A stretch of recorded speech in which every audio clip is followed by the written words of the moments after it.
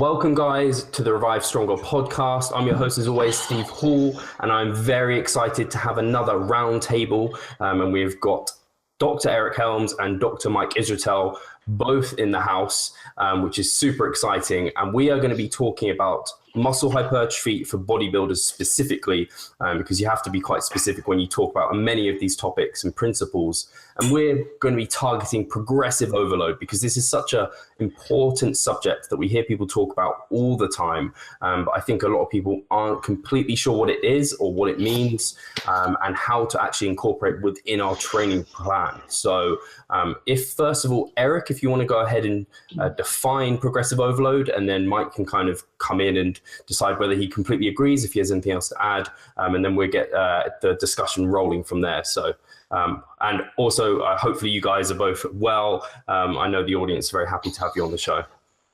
It's an absolute pleasure to be here. Thank you. Good to see you, Dr. Israetel. And yeah, so to kick it off, progressive overload, pretty simply put, is exposure to a higher stress than compared to where you were previously to elicit an adaptation.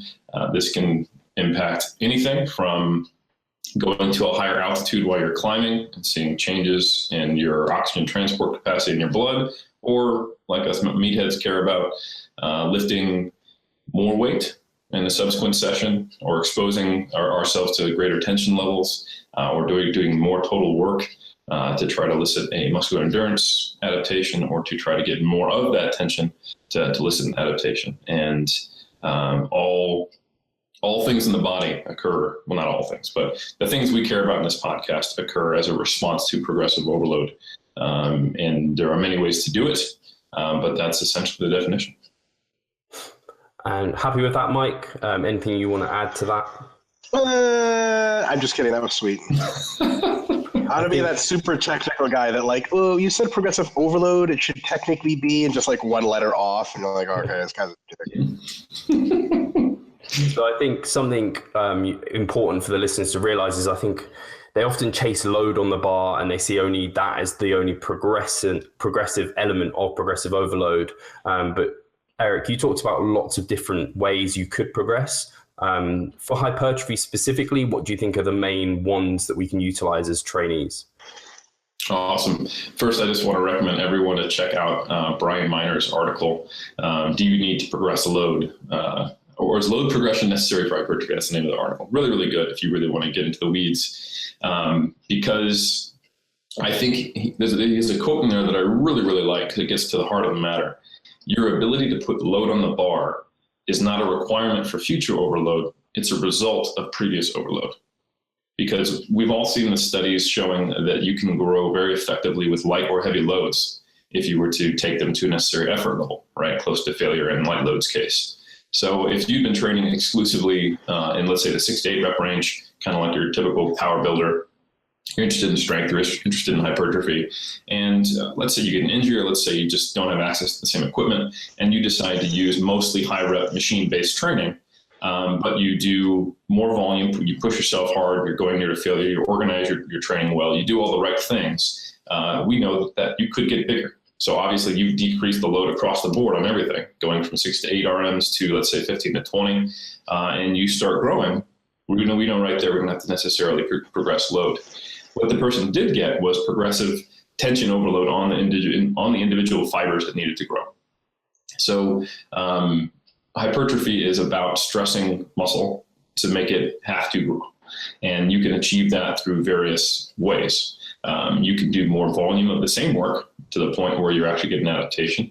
But typically, or you can increase load, if you're doing an adequate volume, that is a way to continually able to provide more stress. But I would say probably the two most important things would be effort in terms of practical things. So how hard are you pushing yourself in a set? And then the volume of training. So doing enough training at a high enough effort level. And the one caveat there is that at higher load levels, the effort is probably not quite as important because it's already heavy enough that you're getting enough tension immediately. So somewhere between 80 to 90% of 1 RM in most studies shows that you get pretty close to peak muscle fiber recruitment. or I should say peak EMG levels. Don't want to get killed by Andrew Vygotsky. That's technically not a way to measure muscle fiber recruitment, but we are probably recruiting the vast majority of fibers and exposing them to something. So if you were to say you really just hated having free time and you wanted to do 40 singles at 85% of 1RM, I do think that would actually provide a comparable stimulus to doing 40 total reps of a moderately heavy load if they were near to failure. So there's a time when you could get away with RPE like 4 and 5 training if you're starting heavy. I don't think that's the most time effective way to do it, and you're exposing yourself to a lot of heavy load, but theoretically you could do that and still grow. Awesome. So that kind of sounds like something I think Greg Nichols has come out with, this kind of number of hard sets, or kind of progressing the number of hard sets, kind of, I guess, RPE. I don't know if you were to put a number on it, kind of 7+, or kind of reps in reserve, like the least hard is going to be kind of 4 to 3, and then progressing up towards failure from there. That would be considered, I guess, the overload threshold with enough load on the bar, potentially. And is that the same for you, Mike? You along the same sort of lines of Eric in terms of for hypertrophy? Those are the things you're looking to progressively overload. I'm going to disagree here a little bit. Yes. And advance the scientific parable, theorem that goes, if the bar ain't bending, you're just pretending. Eric, back to you. I'll consider this a victory in advance. You might as well just concede. I do agree that if the bar is not bending, you are probably pretending. So, I mean, I guess that's an important caveat and more of an overarching theme, I would say, for everything we talk about. Yeah, in general, yes. Yeah, we'll have to address that idea later. I would like to address that idea later. The overemphasis on load at the expense potentially of volume and all the other stuff. But I totally agree with everything Eric said. Unfortunately, for the real emotionality of this debate, I guess it's good that it's a round table now, so we get to agree a little bit more. We're not like two fucking pit bulls that really actually like each other, but people are like, "Come on, fight!" And there's a crowd, they're cheering, and that's how I see these things. So yeah, I totally agree with that. I could get into my own little diatribe of what I consider to be overloading parameters if you're interested in that sort of thing. Yeah, roll with that. That's brilliant. Cool. So I think the number one consideration for overload, just to make this a little bit more of a general to specific discussion, is specificity. So in the Scientific Principles of Strength Training book, which is very transferable, though not completely, to hypertrophy training, I think the most important training variable in any context is specificity. Right? Because if you just say overload is hard and harder and harder, true, but what if you're doing a 15-mile run, then a 20-mile run, then a 25-mile run? You're going to get less jacked every time you do that, right? So number one is specificity, and I think there is a little bit of a confusion in some circles with a specificity towards getting stronger versus getting bigger. The training is very similar, but it's not always the same. So you first got to be like, okay, everything I'm doing in the gym as far as how I apply overload has to be hypertrophy centered. That the goal is muscle growth. Taking that into account, you got to consider a couple of things. First of all, you have to figure out what it is, what variables are actually sort of contributing to overload. Like what exactly are you going to be overloading? Volume, I think in what I would consider in sequence of their order of importance, I would say volume is most important to overload for hypertrophy. After that, repetitions and reserve or relative intensity is the next most important. After that, load is the next most important. Notice load, in my view, is ranked third, not first, like some individuals would say that you just got to keep getting stronger. They're very correct, but I wouldn't say completely correct. And then lastly, is sort of like metabolite kind of overload, like just more of a burn. A lot of that is going to come from volume and relative intensity already, but with specific metabolite techniques like occlusion and things like that, if you can just get more metabolite sequestration, however you measure that by proxy, I think that's another way to overload. So those four parameters I would consider the main overload parameters. Am I coming in clearly, or can you guys hear me okay? I've been having computer troubles lately.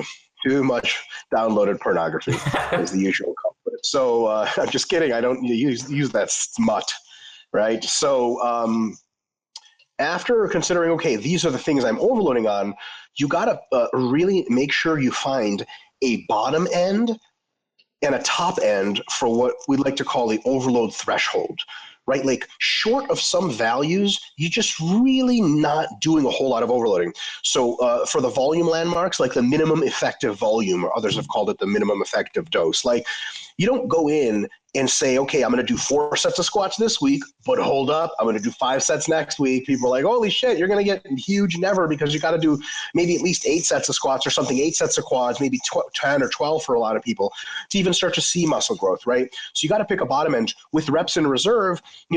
What do you think, Eric? 4 or 5 reps in reserve is kind of like a real world average bottom end. Below which you can't really guarantee outside of very heavy loads that people are going to get much of anything. Like if I do my 30 RM for sets of 10, how many sets of 10 is going to get me jacked? The reality is like maybe way more than otherwise. What do you think, Eric? Yeah, I would say somewhere like an RPE 5, so like 5 reps in reserve. Like you said, unless you're going heavy, then like I said before, you could cluster yourself to growth, but have a life, For sure. One thing like for people listening to this, I think my easy real recommendation, because some people think, so what the fuck is RPE 5 or RAR 4? What is that even? How do I know that? I'll tell you guys, it's really simple. When shit starts to feel challenging, that's when you're growing. Like if you can get through a set of 10 bicep curls, do this, put it down and be like, all right, growth, like, nah, like your reps got to slow down at some point. It's got to be a bit of a pain in the ass. Like if it's never a pain in the ass, you're probably not growing. And that's like kind of comes back to a fundamental sort of physiological law. Like unless you're disrupting the homeostatic values of the system, unless you're challenging the system, it's probably not going to grow much. It's not going to respond. Like you don't get stronger moving, 60 kilos around at really high velocities. Like you got to put more weight on the bar if that's your max is higher. It's got to grind against you. If you're not feeling the weight at all, if you're not feeling a burn, if you're feeling nothing challenging, you're probably on that relative intensity a little too low. So, we have an RAR bottom end of maybe RAR 4 or 5. Then we have a top end, right? So top end for volume would be MRV, right? You don't go past what you can recover, but it's just insane. It doesn't make any sense. Top end RAR is probably failure, or I would say on compound moves, 1 rep short of failure, because you can train squats to failure, but you got to have some primo training partners for that, and probably a lack of a willingness to live. So I think that's the top end range you're working for, right? And then once you have that, you have to pick logical leaps from the bottom slowly towards the top through your mesocycle. And however long your mesocycle is, how long you think it's going to take for fatigue to accumulate until you hit your MRV, you're going to kind of know, okay, I'm going to overload for 5 weeks. So I'm going to start at RAR 4 and go all the way to RAR 1, or I'm going to start with, 60 kilos on the bar and go 62.5, 65, 67.5, 70, deload or whatever. And that's basically the overload structure. Now, can you take lighter days and lighter sessions and do some DUP in there? Absolutely. But the average intra-mesocycle trend has to be going that way. I think, Eric, I'd love to get your views on this, and Steve as well. I think during sort of the modern U.S. scientific rebirth of DUP, some people seem to think, and I think Mike Zordo's cleared this up really well in a couple of Facebook posts, actually. A lot of people were like, oh, like you use linear progression, you're a fucking idiot. Like, fundamentally, your training has to have some linearity. Like, it's got to go that way.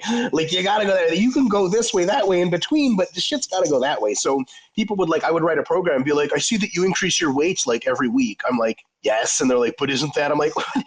Do you want to decrease that? Like, I don't know what's going on, right? Something has to go up. So I think if you're hitting those basic targets, I think there's a lot of wiggle room for different details and how you go about it within each mesocycle. And the last thing I'll say is there should be a plan of mesocycle to mesocycle. Maybe you're going to overload different qualities. Like maybe you're going to preferentially train faster twitch muscle fibers in one mesocycle where you go pretty heavy, not a ton of metabolite stuff. Then the next mesocycle, you may preferentially train more slow twitch muscle fibers or train the fast twitch for more of the metabolite angle. So you do much higher volumes, higher reps, but not as much weight, something. So you got to consider every time you do a mesocycle, unless it's a special case mesocycle of just very recovery oriented, there's got to be some kind of overload parameters, and they don't always have to be the same. I think a lot of people get carried away with this. where they go, okay, I squatted, 120 kilos for sets of 8 in my last mesocycle. In this mesocycle, it's got to be 120 kilos for sets of 9, or it's got to be 125 for sets of 8. Otherwise, it's just a total disaster. And you could alter so many variables and somehow meet at least one of those criteria for overload and still succeed in producing hypertrophy. It doesn't have to be this crazy linear attempt to try to just squat, bench, and deadlift or whatever more for sets of 8 until your body breaks apart or something like that. What do you guys think about that? Any comments, thoughts, concerns? Well, I thought it was a really nice overview of your overall approach and structure to kind of what we are progressively overloading and potential ways of periodizing it and planning that out. And obviously completely agree with the kind of the DUP scenario. I don't think anyone disagrees. And hopefully, I know you have a brilliant article. I'm not sure actually if you wrote it yourself, Mike, but over at Juggernaut, kind of there is no kind of different periodizations. Yeah, Greg and I wrote that together. So I'll make sure that's linked below again. But I want to put it over to Eric to see if he has any other thoughts on kind of what you've said there, especially in terms of kind of the ranking. I can't remember off the top of my head the ranking, Mike. So I've got it. Again. Luckily, I've got it written down. Yeah, volume, reps in reserve, or relative intensity, load, and then metabolite. Yeah. So I think I probably largely agree, but for some slightly different reasons as we get into the just more murky areas of hypertrophy research that we just don't have clear data on, or we don't have like the best data to make practical recommendations from. So with a load, it's more of just kind of a tax loophole as to why I don't 100% agree. It's more so that I just don't see, like, theoretically in some kind of world where you could know exactly the level of stress you were putting on a muscle, you could never progress load and keep growing if you could expose it to greater volumes of a high enough effort, but avoid actually increasing the load on the bar if you were able to take more sets to failure or something like that. I think it's highly non-pragmatic. And you would still end up getting stronger because hypertrophy does contribute to strength.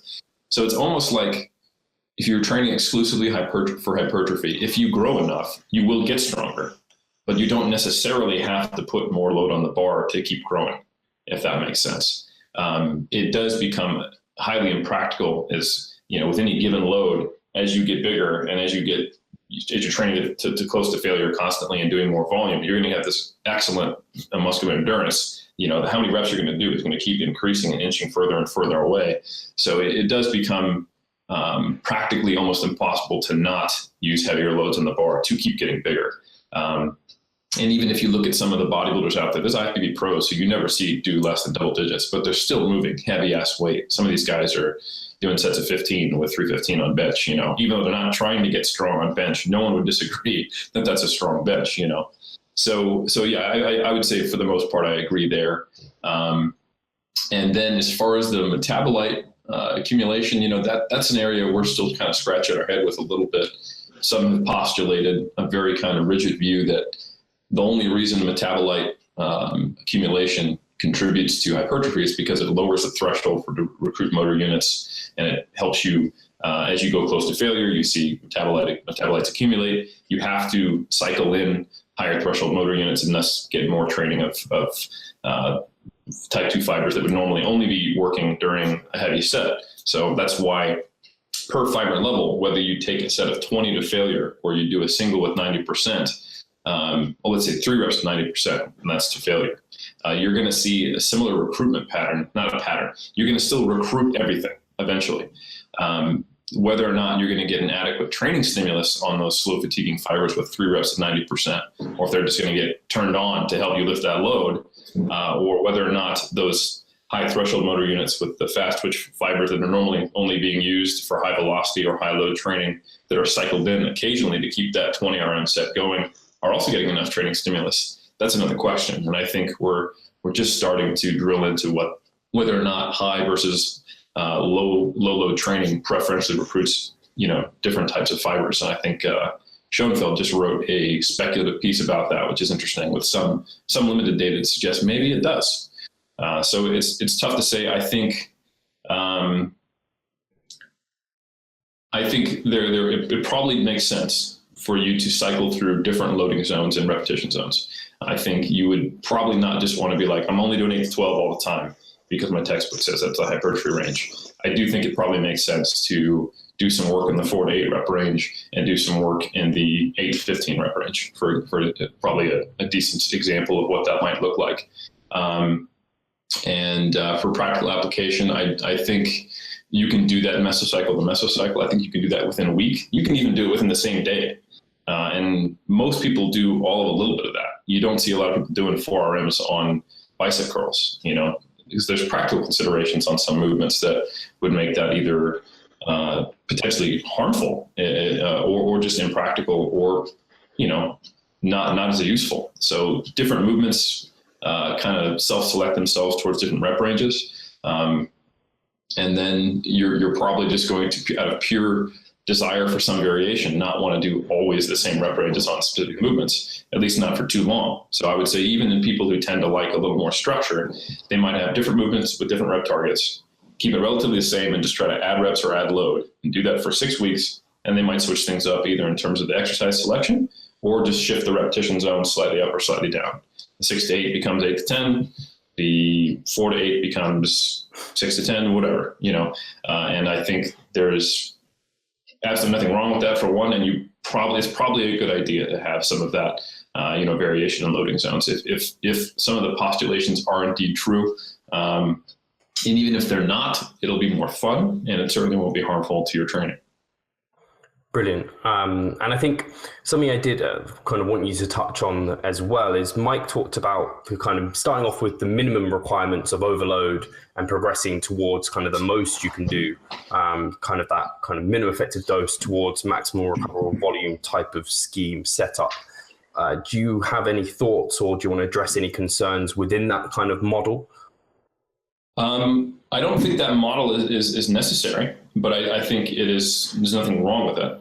I think if in a practical sense, those thresholds are going to be constantly shifting, and your ability to know where they're at depends on your definition of that. So if we go with what I understand, Mike, your definition to be, it has to do with when you see a regression of performance in the short term. Is that accurate? Oh, yeah. Mm-hmm. Right. So there's a lot of things that can cause a regression of performance, so your increasing volume could be causing it, or it could be poor sleep. It could be a nutritional change. There's a lot of variables that could go into your performance going down to the point where I don't think in an acute sense, let's say for 1 week, it is a useful marker for gauging whether or not you reached the volume threshold. If you were maybe there for 2-3 weeks, I could see that. So I think the devil's in the details there. Beyond that, I would say I don't necessarily see the need to move from the minimum effective to the maximum within a mesocycle necessarily, although you could. And I think there's something to be said for starting in a relatively low fatigue state, building some momentum and moving towards it, and then assessing where you're at and then kind of starting that again. There's nothing wrong with that. I think, like hypothetically, if you started in the ballpark of what was to use your terminology, is maximum adaptive volume, the peak of the curve where if you do any more volume, it's not helping you anymore. So cool. So if you started in the ballpark of the maximum of MAV, and then you just focused on small progressions on things like adding a rep here and there, adding a small amount of load, I don't see that being necessarily worse than starting at a lower stress level and building up. However, if you did not already have the work capacity for that, I could see you having to deload more frequently doing that. So I think that's probably, for practical reasons, a good idea to not spend too much time at the most stress that you can handle. And then I know MRV is the point kind of over the other side of the hill, making sure I get my terminology right here.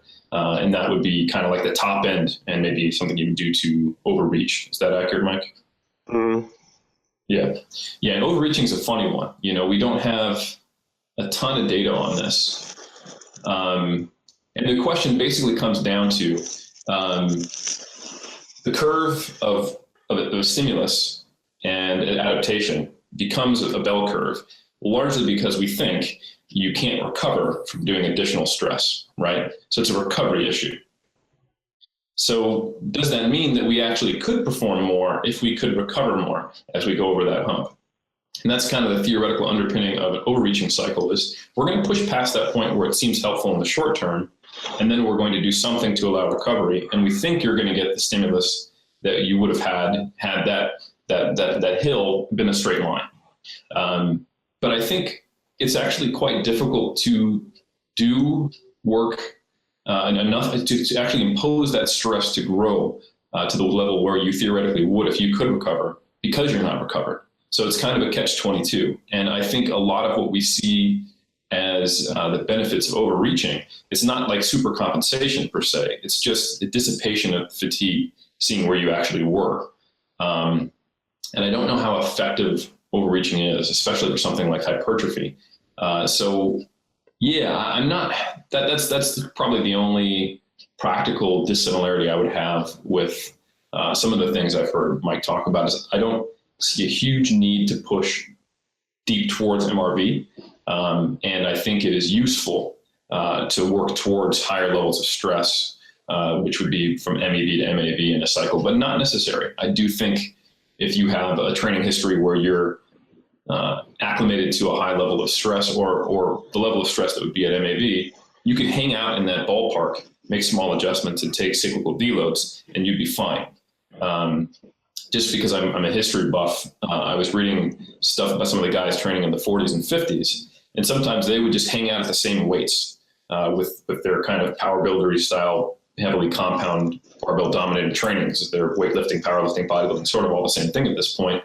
And they would just stick with the same weights and stick with similar amounts of reps for each set, similar total volume, and just kind of watch as their RPE dropped over time. And then they'd make an incremental load increase and continue. And I'm not saying, Steve Reeves, no matter what he did was perfect. I'm not saying that at all. But I find it interesting that when you're dealing with an advanced lifter or an advanced bodybuilder, and you're kind of watching paint dry to see yourself grow, especially if you grow free, that you can be in the ballpark of your maximum adaptive volume, and still there's not a lot's going on. There is some growth, but it's just going to take some time. And I think sometimes we try to juggle a lot of balls and do a lot of different things, and I don't know that it's all necessary. I think sometimes it's just a matter of finding where you consistently put in enough hard work at an adequate volume level. And then if you can find some outcome measure of progress in the weight room that is appropriate to what we talked about, on that hierarchy, then something's probably going right. So yeah, that was kind of a ramble, but that's my thoughts. No, I really enjoyed it, and it sounds very much like it's not that you completely are, like many people might think, completely opposed to what Mike's suggesting. It's more of you think something very similar could produce an equal result, and it might not be necessary to go down the route of the minimum to the maximum. I do want to give Mike an opportunity to kind of comment back to anything Eric said there. If there's anything, maybe, I don't know if there are any terms defined wrong or anything along those lines, Mike, if you want to go for that. Yeah, sure. So going way back to when Eric was talking about the importance of load potentially being more than where I ranked it, the only reason I put load third on the overload rankings is because without a necessary volume, you're just really not going to grow much. If you really undercut your RIR, but for special conditions, you're really not going to grow much. The load is less important because there are multiple loads at which you can grow, and load progression thus is not as important. Contrary to the idea that there are multiple volumes at which you could grow, there's a lot of volumes at which you can't grow, but there's a ton of loads at which you can grow if you get your RIR and your volume correct. So the only reason load ranks third, in my opinion, isn't to detract from its long-term necessity for it to go up, but it is simply because it's just outranked by volume and RER, because if you mess those things up, then you're just doing nothing. It's almost like, what's more important to having a car that works, wheels or an engine? Well, it's wheels, because it doesn't matter what kind of engine you have, there's nothing to move. But does that mean an engine is somehow not important? Oh my God, no way. And And insofar as you have wheels, the kinds that you have don't matter much. Now the engine matters more, right? But they just have to be set in stone to go anywhere. So volume and RIR is kind of, they have to be there. And then the load manipulations over the long term are probably actually at least as important, if not more so. One of the things, in support of Eric's views on the importance of load in the long term, I am starting to believe that especially very fast twitch fibers, at least the efficiency with which they are trained with very high reps close to failure is poor. When you think about it, 27 of your 30 reps could really be doing dick for your fast twitch fibers. The reps 28, 29, 30 could be. Geez, that's a whole lot of work for very little fast twitch fiber hypertrophy. And let's consider a couple of things. Some individuals genetically are fast twitch dominant. For them, such training is going to be really not that great. They could be hitting their MRV of volume way before they hit their maximum adaptive proclivity for fast twitch fibers, because the fast twitch fibers are going to be like, dude, we're still good to go. We can still do double the work. But your overall systemic stress is massive because you've been doing hundreds of reps just to get into the range of even stimulating your fast twitch fibers sufficiently for them to get a growth response. Another point, faster twitch fibers tend to grow more in response to hypertrophy training.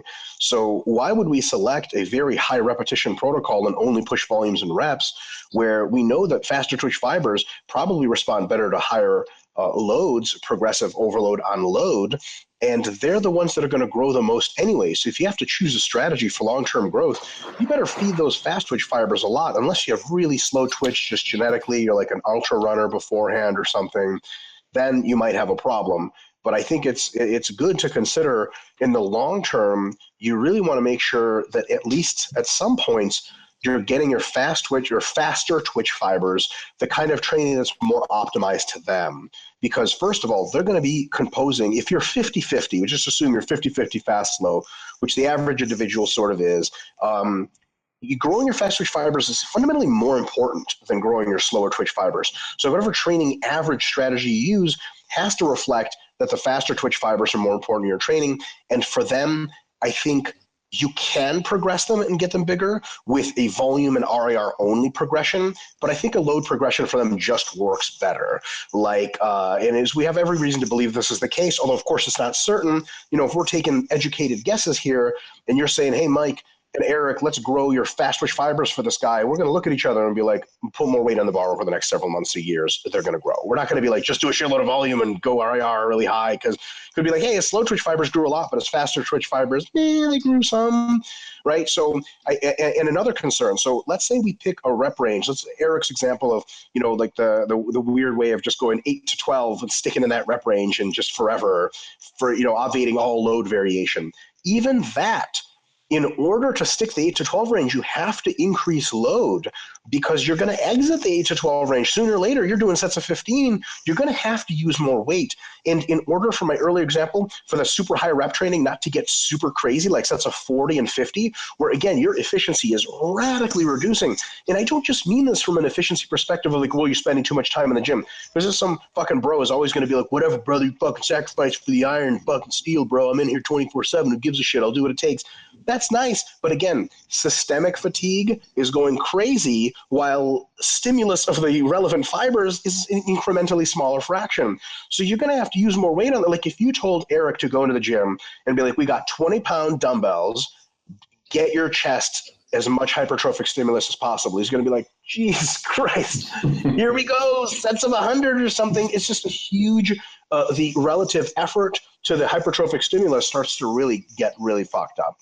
So, and yes, lower weights do impact fatigue less than higher weights until you get into these maniacal volumes, and the relative stimulus is just, even for slow twitch fibers, like the slow twitch fibers probably are stimulated, closer to where the burn starts to happen and you're challenged. But like the first 10 reps of a 40 rep set, I don't think that's stimulating anything. That's more of a protracted warm-up, right? That's just getting tired to start getting a stimulus, and not even, you get tired in sets 10 through 20, right? So the first 10 are just like, if I could take a pill just to get through these sets, I would just do that, right?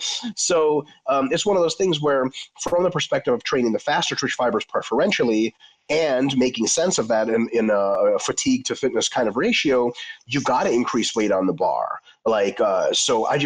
the caveat I want to say is, the quest for big quads from a 400-pound squat for reps area may not be 600 squat for reps, but the quest for big quads from a 200 for rep squat is definitely in the 400 for reps direction. There's no fucking get zig and zag and stay at 200 pounds and get bigger quads.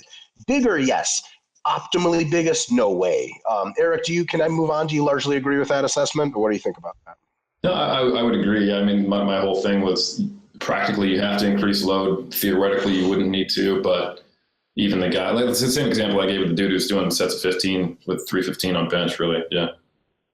Yeah, and I think even theoretically, you do have to increase load if you want optimal growth. I think theoretically, it gets really hard to grow your preferentially the faster twitch motor units if you're really intent on just never using any heavy weight at all. You're even, I think, at a theoretical uphill battle there. And then let's see. So that covered the fast twitch. There's an interesting. It's huge caveat. I think this paper was authored by Jeremy Lenicky, or however you say his name, which automatically in my eyes means it may just be pure moment. Who knows? I'm not a big fan of the guy. I was very public about that. I don't give a shit at this point. If you're going to say insane shit like people don't get bigger after 6 months of training, you deserve to be assessed for your quality of intellectual output. But I think he has a paper out. This is not a super recent paper that they did post-set occlusion and still noticed an enhancement in hypertrophic outcomes. So that's a very interesting, very laser-in-focused ability to parse out whether it is a fiber recruitment effect or whether it is really a metabolite summation effect. Brilliant, actually, by way of going around it, because what happening is you're doing the sets normally, and then you occlude after the sets. So if it's really metabolite sequestration, then you're going to grow from that too. But if it's not at all, and if it's all relative intensity type stuff, then it's not going to do shit. They did show a hypertrophic increase, I believe, in the post-set metabolite sequestration, or hypothetically, right, but post-set occlusion. Things like that, and taking all the evidence together makes me think that I'm at least gambling on metabolites being a thing. Now, do I have a good deal of respect for something like Menno Henselman's view that it's all just down to tension and per fiber tension, and it's all artifact of that? Yeah, that could very well be the case. I think either way, higher rep training with shorter breaks, et cetera, getting the burn is a good way to go about training on occasion, no matter what the mechanism is. We already know that kind of training causes growth. I mean, Brad's shown that. A bunch of people have shown that. Is it metabolites themselves? I think it is, and that's like a 70-30 guess. I'm willing to bet on it, but I'm not like it's fucking metabolites or it's nothing. I think there's something to that, which is why I still mention metabolites. Because I think if we just stop mentioning them altogether, we may be, it might sneak up on us when it doesn't have to. Basically, like somebody's going to finally figure out metabolites work, and they're going to do like some kind of fucking intermittent fasting metabolite workout and be like, oh, exercise scientists said I was wrong, but this, the guy exercise scientists hate or whatever. I thought the guy was always Steve Hall, but what do I know? And then just on the lastly, to address the volume landmark stuff that Eric had addressed, totally agree. It's not necessary to progress from minimum effective volume to maximum recoverable volume to grow. I think it's a good choice to try to grow the most in a mesocycle. Particularly, so is it certain that coming close to your MRV and maybe just a little bit over every mesocycle, is it certain that that there's an overreaching effect that's beneficial? No, it's absolutely not certain. Do I think that there's a good argument for especially very advanced bodybuilders to have to really push things hard relative volume and intensity wise to see any growth? Yes. I don't think you can just go in the gym and bang out sets and reps and grow as a very advanced lifter. I think you have to present really superlative stimuli. At that point, it's really the only thing growing you. On the other end, I think especially for beginner lifters and intermediates, actually in the Volume Landmarks book, we advise beginner lifters to go from their minimum effective volume to 2/3 of their MRV, stop, deload, repeat. Because if you go from minimum effective volume, let's say to halfway, you're basically for sure growing, because by definition it's minimum effective volume. You're not growing super fast, but you are growing. You're accumulating very little fatigue. the injury risk is minuscule compared to any other kind of volume of training. It's basically like free gains. There's very low risk gains. Why not get them? Can you stay around a maximum adaptive volume and make microloading improvements or microscopic volume improvements from there? Totally. But why miss out on that MEV to MAV window there? I mean, it's easy gains. And at the very least, you can build momentum and then hang out at MAV for a while. But I think at least periodically, you got to go back to MEV because it's really good. It's easy, good stuff down there. You guys want to know actually how I started the thinking process that was going to have to be a good thing? It was the first volume roundtable with this motherfucker, Eric Helms, really got at me and being like, you shouldn't always be training that close to MRV. And I was like, this motherfucker's right.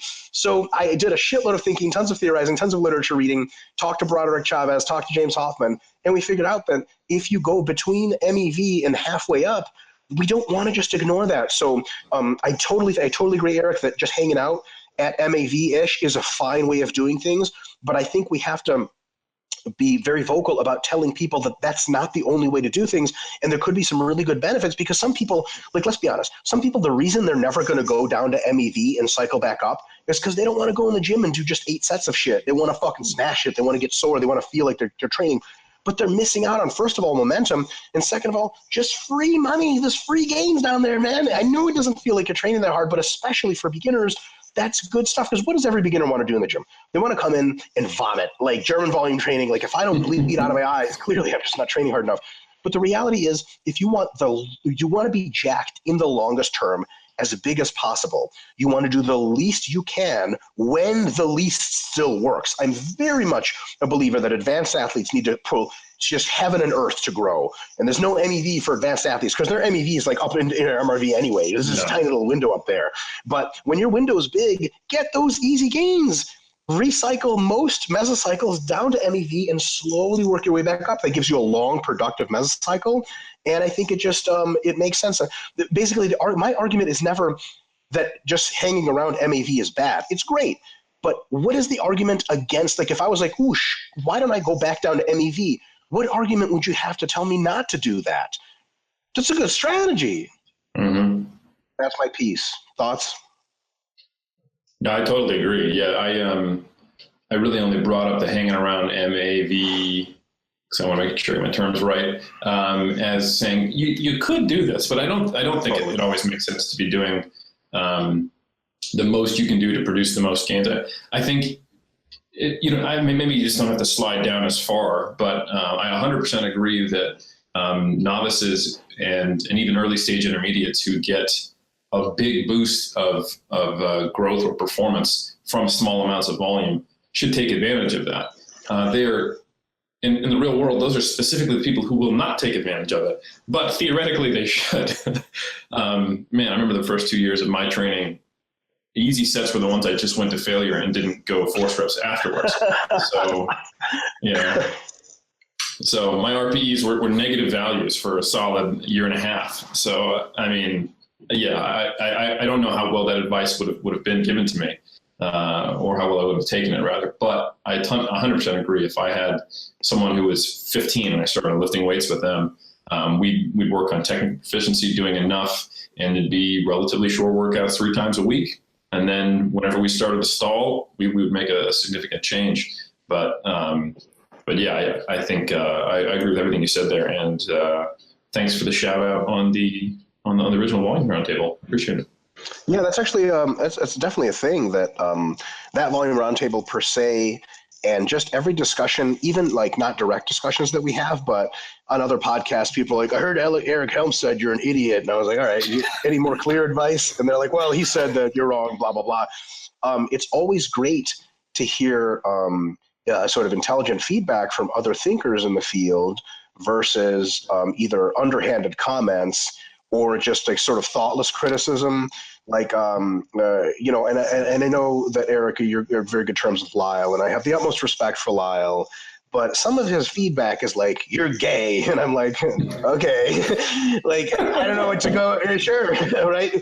But, and there's other individuals like Lyle, but with 1/10 of his intellect, which are like I've literally gotten feedback, like, I don't like Mike's bullshit MRV stuff. And I'm like, why don't you like it? And they're like, because, man, you just got to add weight to the bar. And I'm like, hey, man, that was super intellectual. That never actually occurred to me. So thanks for that. So it's one of these things where I'm just super glad that we have individuals in the field that, exchange ideas and can sort of actively critique one another to be like, I think you're mostly right, but what about this kind of shit? For sure. No, it's that's one thing I respect the hell out of you. And this is going to basically turn into a love fest now, but I've always respected how well you respond to people who disagree with you. So I think he just flashed me as his groin. Is that what? Am I getting a cam show now? This is amazing. Yeah, thanks for that. So yeah, I think I've only publicly disagreed with you a handful of times with you there. Most of the time, just talking smack behind your back. But every time you've been there, you've always responded, very well, and I can see the willingness and the desire to change your mind. And I hope I've shown that as well, because I feel the exact same way. I just want, if I can butt in, I just want to say I completely agree. Both of you are highly respectful, and it's amazing to see this back and forth. And that's exactly why I want to get you on for these roundtables, because I know you'll just discuss it in a very professional manner, and also hopefully people, not only the audience will take something away from it, but you might end up talking about something that you hadn't spoken about before. So yeah, massive thank you for that.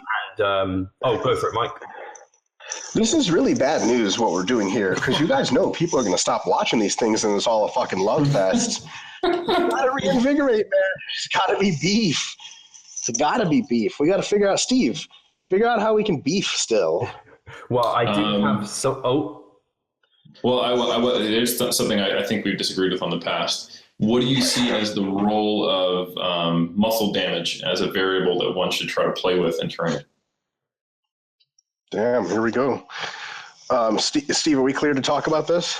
Yeah, well, my next was to talk about kind of monitoring and assessing how we are at this kind of maximal adaptive volume, or where we are in terms of our kind of capabilities and our performance, and if we're progressing. So this is actually lays into that, because I know that is a factor that you take into consideration, Mike. Sure. Yes, I'll just respond to Eric first. I'm willing to entertain the idea that muscle damage is either unimportant or counter valuable to progression and adaptation. I find that to be a very uphill battle because of physiological rationale. The experience of most individuals that have trained over long periods, especially when adaptations become difficult, and some direct research on the subject. So damage from training, so we have some good research reasons to believe that loaded stretching, for example, is a hypertrophic stimulus. I don't see many mechanisms by which that could work other than damage. I have some serious, not methodological problems, but inferential problems with the Damas study, which I'm sure is going to be brought up sooner or later. So I think that studying damage and hypertrophy in beginners is a very perilous task, because, to put it in my stupid volume landmarks stuff, beginners have such low maximum recoverable volumes that 3 sets of 10 several times a week is damn near at their MRV. It's a huge systemic shock. And to take an idea that I initially got from Eric Helms and pondered for a long time, I think there is a point at which you're getting the sort of most volume that you can do and still benefit from the most. And then you can do more volume than that, but you're making a trade-off of recovery to adaptation. So your body only has a certain amount of resources to give to either recovery or adaptation. If you do some level of volume, which is at MAV-ish, after that, any further adaptation that you're getting is going to be impeded, because you're using more and more of that adaptive pool of resources to recover, because your body's like, oh, totally, I'm going to make gains. Wait, hold up. Holy shit, we have all this damage to clean up. Oh my God, hold up, adaptation. We got to deal with recovery first. And it's been shown pretty clearly that until and unless the recovery pathways are at least running, adaptation doesn't seem to occur much at all. They've actually had some time course studies where you recover first and then you adapt. If you train hard again while you're recovering, you're just not going to get any better at all. which is why I think that ultra high frequency training misapplied, just on a side tangent, is stupid, because it's like, if you're still fucked up and super sore, you go squat again. Like, I don't even know why you're there. What is the point of that, right? So I think that we have to be very careful in beginner studies that we're not basically dosing everyone somewhere in the middle of that nasty zone of trade-off of recovery and adaptation.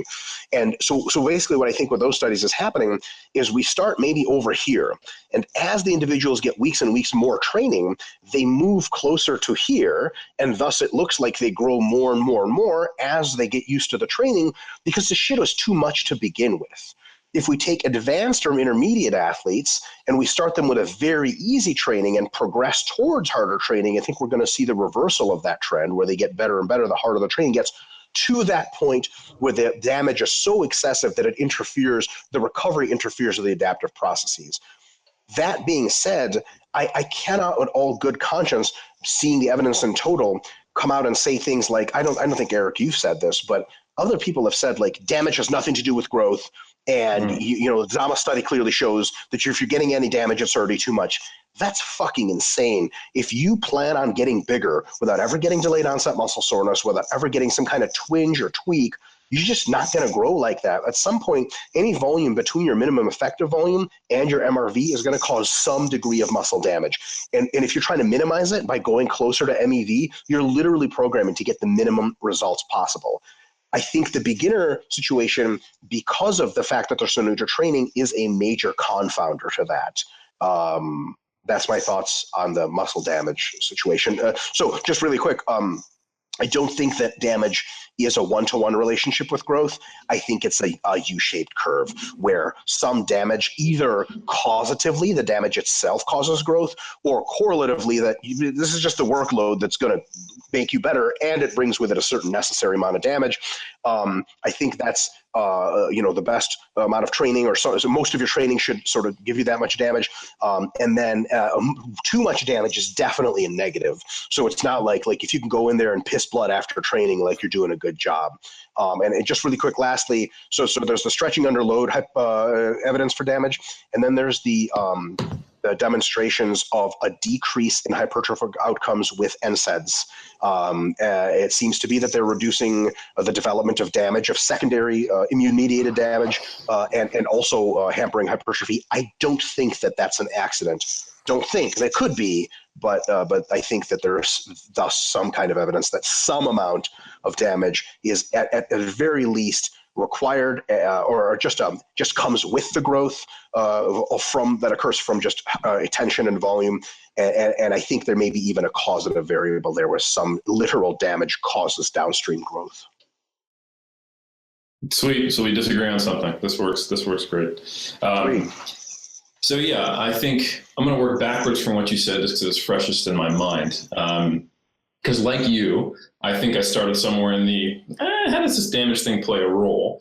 And I am open to different, to change my mind. And I would say if you're leaning 70-30 towards, I think damage has some beneficial role, I'm probably 30-70. So that's about as far as we've gotten thus far. So the NSAID studies are interesting. And the COX-2 inhibitors, they do more than just inhibit muscle damage repair. Some of the downstream signaling from tension is also inhibited by an NSAID. So the actual tension stimulus is also inhibited by it. So that's one of those where the NSAID outcome of it inhibiting growth, in some studies, not all, is actually one in elderly people where it was beneficial. Now, that probably has to just do more with baseline inflammation that you see in the elderly versus younger people. But Agreed. I would say, one, inflammation and damage aren't necessarily always the same thing, although they overlap. And two, an NSAID, even if it didn't at all affect some of the muscle damage signaling, it does affect some of the tension signaling as well. So it could independently hamper muscle growth from resistance training. So that's unfortunately not something that really just tells you the answer. Which, by the way, going back to what you said earlier, I really would need to read that post-workout occlusion study, because I do think that would be not a nail in the coffin, but a strong indicator that metabolites do act causatively towards muscle growth. Well, it's a Lenicky study, so good luck. Okay, then going back to loaded stretching, again, I would say that is also tension. It does cause damage. And like training, there's also a lot of studies that show training with full range of motion at long muscle lengths is better for hypertrophy, and it also causes damage. But it's very difficult to know whether that's truly causative or correlative, like you said.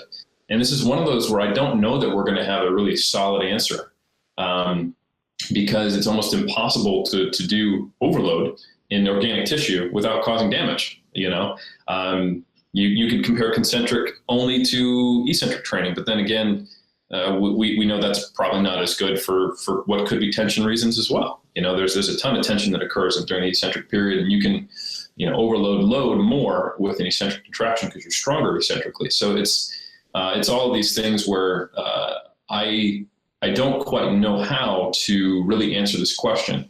But what I do know that practically you run into problems with excess damage or even chasing damage, in my opinion. So, for example, there's a study, I want to say it's Foley, 1998. Steve, I think I sent you Chris Beardsley little review of this a little while ago. I thought it was interesting, where they took, I want to say novices or untrained, I'm kind of spitballing here, I don't remember, but they had them do a lot of work to the point where it caused a lot of damage, and they actually got smaller after the first workout. So you can do so much that it is actually negative, and that's kind of the same thing we know from volume. But a damaging muscle workout made them lose muscle. We also know that if you are heavily damaged, you can't produce as much force. You're not as strong. So your ability to produce overload can be inhibited. And then what I would think the limits of what we can learn from Damas, because I would say it has been over speculated on, is that damage has got to be sorted out first before growth occurs. So the way I look at it is, right, I don't think we need to be chasing damage at all. I don't think we need to really think about it or pay attention to it otherwise than trying to minimize it, because you're going to get damage. No way around it. If you're following all the recommendations we've talked about for effort levels and volume, and then tertiarily load and metabolite accumulation, since we're more or less on the same page that those are all playing a role, damage is going to happen. But I don't think we should be using damage as a marker for success. Like, I don't think your soreness tells you much, except with what's your training frequency and have you done this movement recently. I don't think damage is causative. And if it is, it's only causative at very low levels, to where if you get to the point where you're having detectable damage, it's not any better than having undetectable damage. We've got that from a study that's decent in this range. So in my mind, the goal should be overload, and then trying to do things to minimize the negative outcomes of damage, because some damage is going to happen if you're overloading. So that's why I'm always preaching things like intro cycles, maintaining appropriate RIR levels, not going too crazy heavy on load or volume, and thinking about eccentric contractions and how they're going to play a role. And, do you really want to do RDL all the time, stuff like that. And not completely trying to avoid it, but just really thinking about it from the perspective of, I don't want damage to interfere with my ability to overload, rather than seeing damage as a part of overload. So I think while we're probably both unsure of what the final role is, that might result in slightly different applications. So yeah, that's what I have to say. I think that's all very reasonable. I'm very skeptical about how one would go about reducing damage but preserving all of the characteristics of hypertrophy-specific overload. I think that you and I could probably both agree that you're dealing with very few variables of play there. You can't lower volume to prevent damage because you're killing the goose that lays the golden egg. You can't, and by lower, I mean like vastly lower. Like if you sat down and designed a workout that specifically tried to minimize damage, you'd be like, all right, what's the least damaging thing? Just not working out. Sweet, we're done. 0 sets, right? So we can't do that. We got to do plenty of sets to grow. So then how do we minimize damage further? Well, full range of motion training has been shown to cause more muscle damage due to the stretch component, et cetera. Let's get rid of that. Well, hold on. That's another part of hypertrophic stimulus that's been shown as an independent hypertrophy mediator. So that's back. Say, okay, eccentric contractions, they're definitely more damage causing. We get rid of them, just very known contributor to hypertrophy, probably a little bit more than concentric, though they're relatively, certainly more than isometric. And all of a sudden, we try to get rid of all these things that cause damage, and the only thing I think we're left with is don't start like with your MRV or close in a mesocycle. And make sure that when you are between sessions, you're appropriately applying the recovery modalities like food and sleep to heal the damage as fast as possible so you can overload as soon as possible. I just don't think there's, because I'm not of this opinion that we need to be careful giving advice because people just misinterpret it. Like, if you have trouble interpreting advice, go fuck yourself. That's your problem. You're an intellectual person. If you know who we are and you listen to us, you're going to have to fucking put your goddamn thinking cap on. Like, oh, you don't want to phrase it like that. People say shit like that. That being said, I think that, there's, if you tell a person, okay, like, you really got to try to minimize damage, you got to say the caveat that, which means don't do too much volume all at once at the same time with a new exercise, and make sure you sleep and eat, and logically design your workout plan, right? So that you like squat heavy Monday, leg press heavy Thursday instead of Monday, Tuesday, or some shit like that. So, I mean, Eric, do you think there's anything else we can do that reduces damage but doesn't shoot our application of hypertrophy in the foot? No, I mean, a lot of it is stuff we both do. Like, I was, as you were talking, I was like, well, actually going from, MEV to MAV in and of itself acts as an intracycle and gives you some repeated bout effect. One thing, well, yeah, this is not even something you said, but I was trying to think where people might misapply. If they do believe damage is causative, they might misapply it. They go, well, I don't want to do high frequency training because you have to, like, let's say to appropriately do high frequency training, the volume per session comes down, right? So you're not actually just increasing volume. Then they're like, well, I get less sore on that, so therefore it's worse. And I'm like, I don't know about that. That's never been shown. If that was the case, if damage was causative, and we assume that the repeated bout effect was more prominent in a higher frequency study with lower volume per session, and then we should be seeing worse growth in the higher frequency studies, but we don't. We just tend to see a plateau. Yeah, that would be the only thing I would put out there.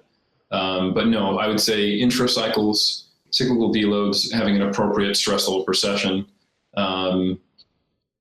What some people could look at it as, oh, well, if damage is causative, then I wouldn't want to do some of the recovery stuff out there. And some of it you don't want to do, like cold water immersion or stuff like that. But, like compression garments or, some supplements out there that nutritionally might reduce the damage response. I see that as a positive thing, because then it might allow you to train more effectively your next session. Versus I'm skeptical of that, to be honest. Yeah. I'm skeptical of the supplements because a lot of them later have been found out to actually, like icing, for example, people used to be really excited about because it lets you train more frequently. Recent round of literature has shown that icing does in fact reduce, especially like getting into the icebox thing. What the fuck's that thing called? The cryo chamber. There's my excuse to be naked in front of people, but other than that, it has shown to probably negatively affect adaptation. So I said that search for modalities that are not just eat and sleep, and take copious amounts of anabolic drugs. It's just anything outside of that seems to consistently interfere with hypertrophy as well, at the benefit of giving you better recovery or whatever. So, yeah, the cold water immersion cryotherapy definitely has been shown, and I think it all comes down to how does it do it. Like, I'm not convinced like compression garments are going to cause an issue because it's basically messing with blood flow, versus there being a temperature stimulus. I'm also not convinced something that you're probably having in your diet, but that you're taking it larger amounts as a supplement that may aid in the speed of repair is going to be problematic. But I can definitely see when you're messing with stuff like cold water immersion, or if you're taking NSAs, for example, and you're actually messing with pathways, then sure. But when you're giving more of the stuff that your body would already be using, or better access to it, or better delivery of it to recover, then I would say that's probably a safer route to go down. Although, like you, I would want to see long-term studies on not only muscle damage levels or perceptions of recovery and performance, but also were you bigger or stronger in the end? Did this actually do what it's supposed to do? So I would largely agree. Yeah, I think that, yeah, I'm not sure about muscle damage, but I think at the very most extreme that I would let my views entertain would be the do as much damage as possible and then tidal wave the recovery as much as possible to heal as soon as possible to do the most damage again. Practically, that just ends up being do as much volume per week as you can recover from, or that you can effectively, recover from and still overload later.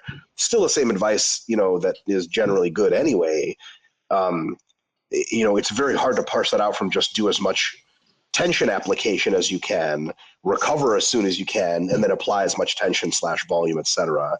So I think that the kind of studies we would need to figure out if damage is independently causative of hypertrophy are similar to the cell swelling kind of studies. Like we now know that cell swelling is a mediator of hypertrophy, but they can swell up a cell in a number of ways that are not related to tension application, like electrolyte imbalances, and that had actually been shown in cell culture to result in hypertrophy. So now we know that cell swelling is independently, without tension, hypertrophic. We'd have to kind of damage cells somehow in a similar way that tension does without applying tension. That would be, maybe like, just individual cell stretching apparatus. I don't know if they've done any of that. You just totally passive stretch, no innervation, and then leave the cell alone and see if it grows or if there's any downstream anabolic stimuli. And if that's the case, then we're down to at least stretching as a mediator and maybe the damage from the stretching. It would be tough to get little nano robots to go in there and you can chop up the fucking sarcomeres a little bit, leave and be like, oh, time to grow. And, you just get necrosis and die. And you're like, all right, that's the damage hypothesis. But, if you grow, then something will come in that. We should just try the stab myself in the arm biceps training program and see what happens. You're literally like cutting yourself in the gym. People are like, dude, what are you doing? Are you okay? Like family life just breaking down. You're like, I'm growing. Get the fuck away from me, bro. You're just not ready for these gains. You just haven't read Schoenfeld's paper. This is definitely working. Yeah. That's right. Don't you read literature? What's wrong with you? You just respond in PubMed links. That's the only way you're capable of communicating anymore. I love that when it's really funny because people doing. I like when the PubMed trolls meet the person who publishes the most in our field, which is Brad. Like some of my favorite interactions at Facebook with Brad is someone's like, well, Brad, don't you think that this and that is the case? And he goes, well, why would you think that that's the case? And they just respond with a PubMed link. And Brad's like, okay, pretend that I know personally who did that study and I reviewed that study when it was published in GACR. Now, what's your point, you fucking asshole? And he rarely says that, but he'll just be like, and they're like, I thought that was good enough for me to just link a study. It's like, you have to actually think about it, you asshole. Like, I love that shit. Just study link response. Boom. Do the thinking for yourself. Yeah, it's always fun to watch people misapply science and then have a scientist tell them something. Oops. Yep. Well, guys, I want to be very respectful of your time. I appreciate you've already been here for an hour. There was one element I want to move on to. We may have to do that in another episode, assuming kind of you guys, I'm not sure how, I imagine this subject might take a while. It's kind of how to assess progress and whether or not you're doing enough. So we're kind of, should we save that for another episode at some other time? I'm good if you guys are good. Yep. Okay, cool. So yeah, I mean, I was going to summarize a little bit there anyway, in terms of, I think there's a lot of points that you guys are agreeing on in terms of what needs to make, specifically be made hard and harder over time, and overload parameters have to be made sure of. And there's a few things about kind of overreaching and kind of muscle damage that aren't completely sure, but they might almost come with doing this type of training anyway, and you take care of that through fatigue management. And we have that episode of deloads that will be live when this comes live as well. And what I did want to move on to, and that is an element of, I know Mike uses kind of the soreness as a potential parameter of marking whether we're doing enough volume to be producing hypertrophic stimuli. And I think, Eric, and I don't want to talk for you, but I think you do some sort of testing in terms of strength gains to assess whether programs are working how you want them to be. At least that's kind of how it's laid out in the muscle and strength pyramids, which are fantastic. And I just wanted to see your different viewpoints because the way I've interpreted them, I would say Mike's approach is slightly more proactive in terms of making sure that we're doing enough by looking at things all the time and various monitoring aspects. Whereas Eric, yours is more of a reactive approach in terms of seeing how did that mesocycle go, how did our strength levels increase. But that might be a slight kind of too far summarized viewpoint. So I don't know if Eric wants to start off in terms of kind of how you're assessing whether the person is doing training that is appropriate for their goals in terms of hypertrophy. For sure. Yeah. I do use performance as the main landmark, especially when we're talking about people who are well trained. Like, you literally can see yourself growing unless you just really were not dealt a very good hand genetically and are close to a non-responder as one can physically be. If you train and nothing seems to happen, then maybe take a different sport. But for most people, when you're a novice, you can see changes month to month, week to week, even sometimes, even drug-free when you start, just because it's the good times. It's the honeymoon phase.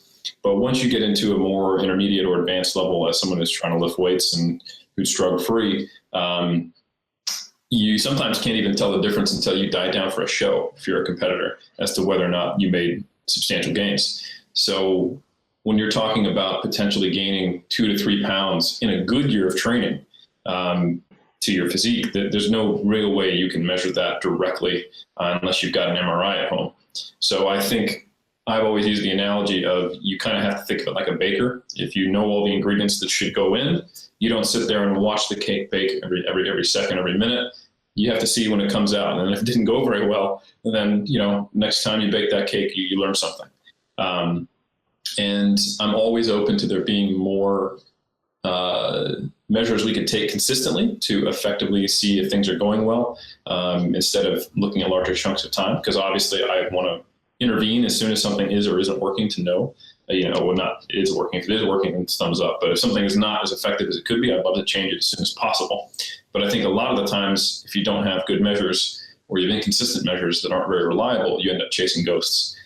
So that's the reason why I take a lot of time in mesocycle construction. And I talk a lot about that, how to set up your training. And then we go, right, run this for 4 to 12 weeks, whatever the specific length of time should be appropriate to your training age. And we see what happens. And then based on what happens, given if we can assume that the conditions or when we actually tested things afterwards are good and that they are representative of the progress you made, then we can move on from there. Not that everything should rely on just one testing day, like an AMRAP, and you're always training so with so low loads earlier that you can't see progress. That's one of the benefits of using RPE in conjunction with your training, is you can also, without just fixed percentages, fixed loads, you can't see if you could have done more. But having RPE in there allows you on days when you're feeling good or feeling poor to adjust from the game plan. And if you run a 12-week cycle with some RPE-based loading or in conjunction with percentage, you might see, hey, I'm actually just stronger than I was 8 weeks ago. And if you're training for hypertrophy and you're stronger, it's unlikely that is just a purely neuromuscular adaptation. Especially in advanced lifters, we know that gains in performance are more related to gains in cross-sectional area because a lot of the other factors have, I wouldn't say topped out, but they've certainly hit a more stable position than they were when you were a novice. So we can be sure that if you are consistently getting stronger over time as an advanced lifter, you're probably growing. But I do visual assessments. So when I work with someone, we run blocks of training, and I'm looking at pictures of them regularly, and also getting feedback from them.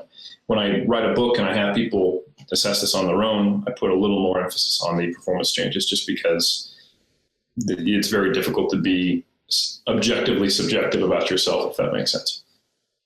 Cool. And I know in the book itself, you kind of had that marker of, did you kind of progress within this mesocycle, yes or no? If it was a no, were you recovered, then yes, potentially add more volume. And if you weren't recovered, potentially draw it back. Would that be a good summary of what might happen there? Yeah, exactly. So like let's say we have a mesocycle constructed. It's in the appropriate ballpark for volume. And I think one difference that I often do with Mike, from I hear about how he put it into play, and I don't always program like this, but it's a common theme, is that I tend to see a descending volume within a mesocycle while intensity goes up, because I typically test at the end. And then we assess whether or not volume needs to go up in the next mesocycle. And if you really back up and if you look at the long-term career progress of a bodybuilder, volume still goes up slightly. And I should say number of sets, because tonnage will go up if you get stronger, but that's not necessarily, like we said, the actual load on the bar is practically important, but probably not theoretically as important. It's a requirement that you have to lift more weights unless you want to be doing 50 rep sets in a few years. So within a mesocycle, sometimes my volume, my number of sets or number of reps, let's say total reps will start declining. But then the next mesocycle will start higher, depending on the progress made, so that we're not making unnecessary jumps in global volume. So the trend, when you look at the mesocycle, looks downward, but then as you step back and look at multiple mesocycles, they get strung together to go higher over time. And again, that's, yeah, I don't think there's anything wrong with having it go the other way. But I also don't necessarily think that you need to focus on a specific time frame for where volume needs to be increasing. Like, some people freak out if their volume's not going up workout to workout, and like, well, that's probably not appropriate unless it's your first couple of weeks training, you know. But so I think it depends on the time frame. But yeah, that's, I don't know, I rambled a lot. I don't know if I answered your question. No, yeah, you definitely did, and did well to explain kind of how you have microcycle to microcycle potentially volume decreases, but over time we do see that progressive overload of volume, which I believe is probably a bit different to how Mike programs. So if Mike, you want to kind of address how you would go about it, and anything that kind of Eric said that maybe you have a line of thought on there. Yeah. So again, find ourselves unfortunately disagreeing much less than I had planned. The idea, so I'll put it this way. I have two fundamental approaches to monitoring and adjusting or tracking for progression. One is an approach for individuals that run our RP auto templates for physique training.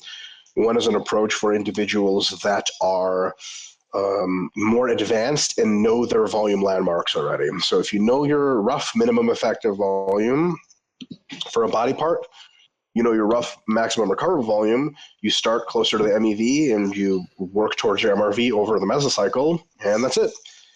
And then just like everything else Eric said applies after that mesocycle, in the next mesocycle, you recycle the same process again and see if your performance is better. The reason it's very difficult to test performance functionally within a mesocycle is because you have to deal with a confounder of fatigue accumulation. I think through properly applied overload training, fatigue accumulates roughly as fast as performance increases in beginners and intermediates, definitely in intermediates. In advanced individuals, fatigue accumulates faster than performance increases, right? You can accumulate a fatigue to drop your squat by 50 pounds over the course of a mesocycle, no problem. Can you accumulate enough adaptation to increase it by 50 pounds? No fucking way, right? So you got to be very careful about people saying, you know, week 1 of my program, I squatted this and that. Week 4 of my program, I squatted not only 5 pounds more. Like, well, how much fatigue are you carrying week 4 through week 1? Well, a lot. Well, if you drop that off, it could be your squat went up by 45 pounds. Who knows? So I think it's really good to look at changes mesocycle to mesocycle for sure. And also, like, there's not enough time, you know, week to week. Like, am I growing muscle week to week? Who the fuck knows? You grew like 1.5 grams of muscle. Get out of my face. There's no way to measure that. So you just, like Eric said, a very great analogy. You bake a cake, put that motherfucker in the oven. When it comes out, if you fucked up, then you're going to know. But you're not going to look at the oven and be like, oh shit, it's turning brown. It should be turning yellow. Like, yeah, well, you might as well finish baking it because there's nothing you can do at that point to change anything. That's the people who kind of sort of know their volume landmarks. That's how they should go about things. The reason that in the physique templates we have a plus or minus rating system, which I think you can still work into an advanced program, is that we have to have some way of people who don't really know their minimum effective volume or their MRV for navigating that topography from one to the other. And the way that we proxied it is basically the following. I think, and I would be willing to postulate the following, that if from workouts you are getting not remotely sore, like not even a twinge, not remotely fatigued, and not remotely pumped during, that you're probably at or under your minimum effective volume. Like there's no way that a meat and potatoes good volume is just not going to fuck you up at all, right? And this works for high frequency too. Like people don't exactly talk about high frequency like, it's great, I'm never sore and I feel great. Like they say I'm never sore, but they're like, everything feels kind of fucked up. I feel like shit. I'm going to die. Please help. They try to run away from the Bulgarian training center, get on a train, to America, that sort of thing. But so if you are basically, we just ask questions about like, how fucked up are you? And here's how the algorithm works. If you're not remotely disrupted in any way, you're not getting pumps, you're not getting any little bit of soreness at all from training, you probably, your volume automatically goes up by just a little bit. For the next sort of microcycle. We actually work in a half microcycle increment. So the first part of a microcycle feeds into the second feeds into the next part of the first, that sort of thing, because it's a faster autoregulatory adjustment. And then, so that's number one. So if you just basically don't feel shit, you're probably not training hard enough and you probably need to go up. The next thing is if you are just dying, like you're getting crazy sore, like the way we ask for soreness is, well, now that you're training this muscle again, like let's say chest is Monday, Wednesday. Now that you're training chest Wednesday, are you still sore for Monday? If you're like, yes, I can't move my pecs, I don't give a shit what else you think. You did too much Monday, plain and simple. So the feeds forward to the next Monday and reduces the number of sets that you're going to do next Monday. So then it goes down, right? And by that path, it kind of keeps you in your maximum adaptive volume, but because you're adapting to the exercises, that ends up rising from right around your MAV to right around your MRV. So the only way we use like the soreness and pumps and how you feel is to work away the extremes, right? The definitely too much and the definitely not enough. So like if someone is like, I'm literally incapable of performing because I'm getting so sore and so fatigued, we know that's probably too much for optimal hypertrophy or anything close. If someone's literally just not feeling shit and they're like, dude, I could do triple the work and still not get sore, clearly they probably need more work to get more hypertrophy. So as long as we constrain them to that range, using those sort of that information for autoregulation, we let them go after that. And of course, that all comes with repetitions and reserve guidelines. Like week 1 is 3 reps in reserve. Week 2 is 3 reps in reserve because they get used to the exercises a lot between week 1 and week 2. And then it's 2 reps in reserve, 1 rep in reserve, deload, that sort of thing. So that's the only sort of autoregulation sort of insight of, are you within that general hypertrophy range that we use? Because we just don't know anything. There's thousands of people that bought these things. Fuck, I know what their volume is, right? We start them really low, and the algorithm potentially takes them as high as they need to get good workouts and never higher, right? Some people message us questions, and they're like, so it's week 2 and I'm sore as fuck. Should I be plus one-ing because the plus one adds sets? Should I plus one? I'm like, no, you didn't fucking read the document. You're going to die. There's, some people just like, we have to deal with egos, of course, because they just plus one as a matter of course. Like if they're not adding sets, they think there's something morally wrong with them. So we definitely just want to keep people in that middle range and let the volume kind of rise throughout. Other than that, totally, everything Eric said was great. And I think we really have to be skeptical of progress analyses that are any shorter than mesocycle length.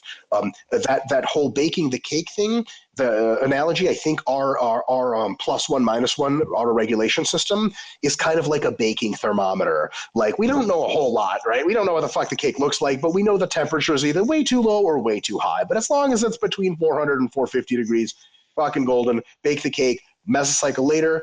For advanced athletes, 2 or 3 mesocycles later, you're going to find out what's going on. One quick little thing. How do you know if your back is getting bigger? For 3 mesocycles in a row, you do bent over barbell rows. You improve in sets of 10 for barbell rows by, let's say, 15 kilos total. But you're not sure if that's just neural adaptation or some combination of neural adaptation and hypertrophy.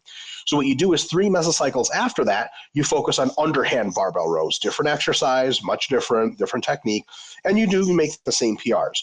How do you know if you gain muscle? When you come back to overhand barbell rows again, are you hitting PRs pretty fucking quick? If the answer is yes, you're bigger because you have more muscle and there's no way to explain it any other way. If you're not, and you have to struggle for months to get back to hitting any PRs, you probably didn't get that much bigger. And again, the advanced athlete might have to do another 2 months of getting used to that movement to start hitting all-time PRs. But basically, over the months/years, if you're PRing for reps on movements, you're getting bigger because you don't get neural adaptation over the years, right? A couple months later, you're as good as you're going to be at high bar squatting in a fundamental sense that's not like 5 pounds up or down. And that's why I'm a huge fan of tracking long-term compound heavy basic numbers. And when I tell people, like, I don't like dumbass Instagram posts. I want to post the fucking same. I'm tired of myself on Instagram. I swear to God, it pains me to post that thing. But I like post a back picture, right? And it's huge erectors. And I'm like, how do you get this back? You bent row 315 for 4 sets of 10 strict from the ground all the way to the tummy without moving. That's the only way I know how to truly guarantee myself muscle size. When I do that with 335, I promise you I'll have a bigger back. That's what people need to focus on in the long term to really know that. Because, bodybuilders, and I'm sure Eric's coached a bunch of clients that are like this. They're like, I didn't PR, but like I felt that the movement has like more quality or whatever. Like, yeah, you can, that might be growing you more, but like, man, I just wouldn't put that in the bank. You know what I mean? So there's my thoughts. Brilliant. I think both of you overall might have slightly different kind of on the minute level in terms of microcycle to microcycle, they look differently. But when we look and we have that bird's eye view, you're also having progressive overloads of volume over the long term, and you're using kind of appropriate strength assessments to see whether it's appropriate or not, the amount you're doing. And I think, Mike, you just adjust it on a kind of more frequent basis potentially, and Eric does it on a kind of longer term view. But overall, there's very little differences there at all. I think the viewers are probably going to be a bit disappointed. Pissed. Eric, was there anything you wanted to respond to on what Mike said, or are you happy where we are? No, I found myself largely agreeing for the most part. Yeah. Awesome.